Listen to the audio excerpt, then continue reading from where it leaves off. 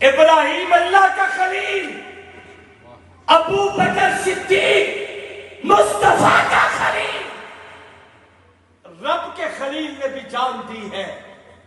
مجھے دیکھنا ذرا توجہ، اللہ کے خلیل نے بھی جان دی ہے، مصطفیٰ کے خلیل نے بھی جان دی ہے، رب کے خلیل نے جان نار میں دی ہے، ابو بکر مصطفیٰ کے خلیل نے جان غار میں دی ہے۔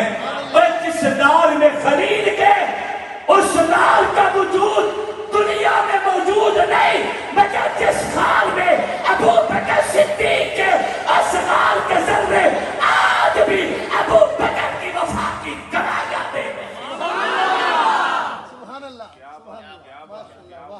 دوبارہ عرض کرتا ہوں، چونکہ ابراہیم اللہ کا خلیل ہے، توجہ ہے، چونکہ ابراہیم اللہ کا خلیل یار کو کہتے ہیں۔ علماء فرماتے ہیں میرا محبوب بھی اللہ کا حبیب ہے، حبیب کا معنی بھی یار، خلیل کا معنی بھی یار۔ ابراہیم خلیل اللہ ہے، میرے محمد حبیب اللہ ہے۔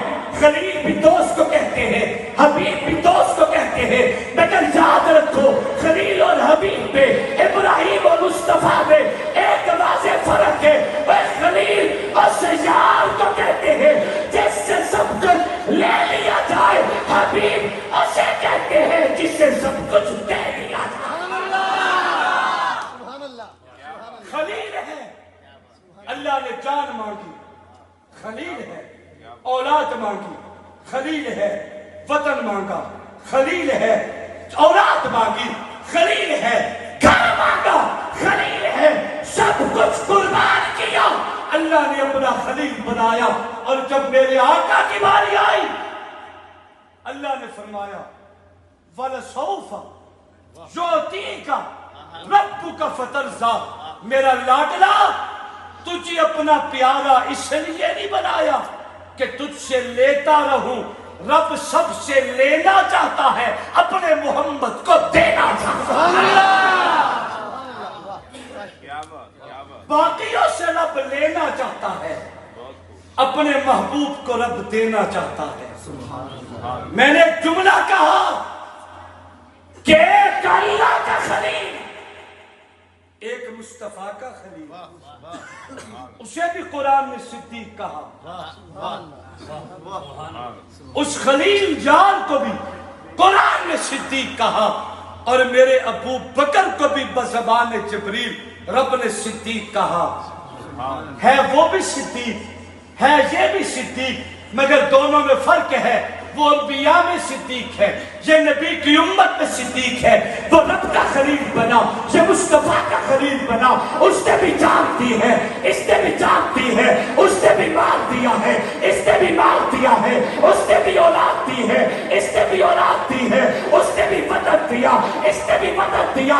وہ جو رب کی محبت میں وطن قربان کرے اسے ابراہیم خلیل کہتے ہیں، جو آقا کی محبت میں وطن کی قربانی دے اسی ابو بکر صدیق کہتے ہیں۔ وہ جو رب کی محبت میں اپنی اولاد دیتا ہے، اس ابراہیم سے رب نے بیٹا مانگا، لیکن جس ابو بکر نے آقا کی محبت میں اولاد دی ہے، وہ خلیل اپنا بیٹا دیتا ہے، ابو بکر اپنی بیٹی دیتا ہے۔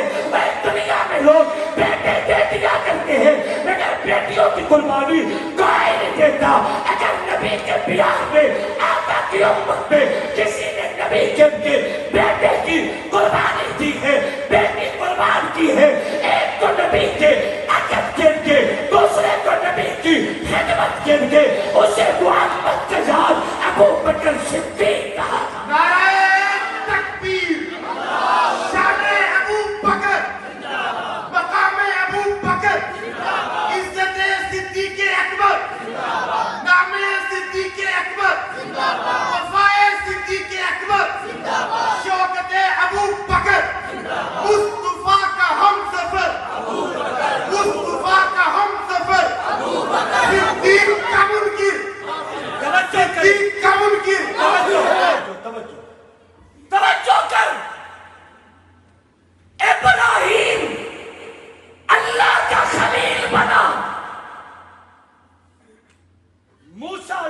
कलीम है,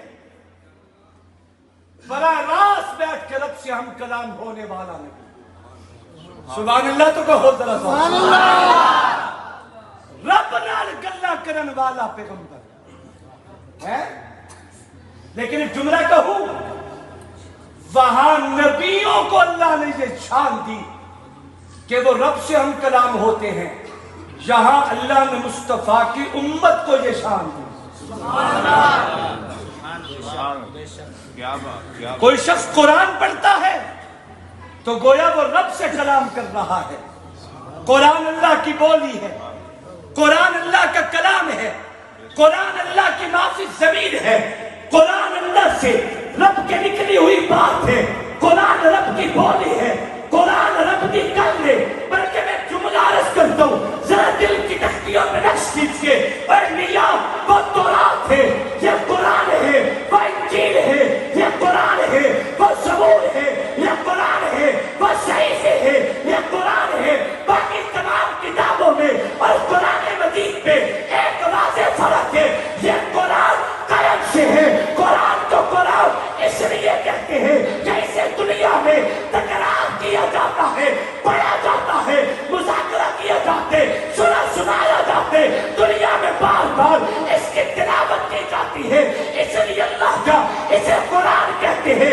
इसका दौर किया जाते, इसलिए दुनिया में इसी अल्लाह का कुरान कहा जाते। मैं बाबा एक जुमला अर्ज करता हूँ, रब की धरती पे रब ने दो भेजे जिन्हें कायनात के हमेशा तिलावत किया। रब ने दो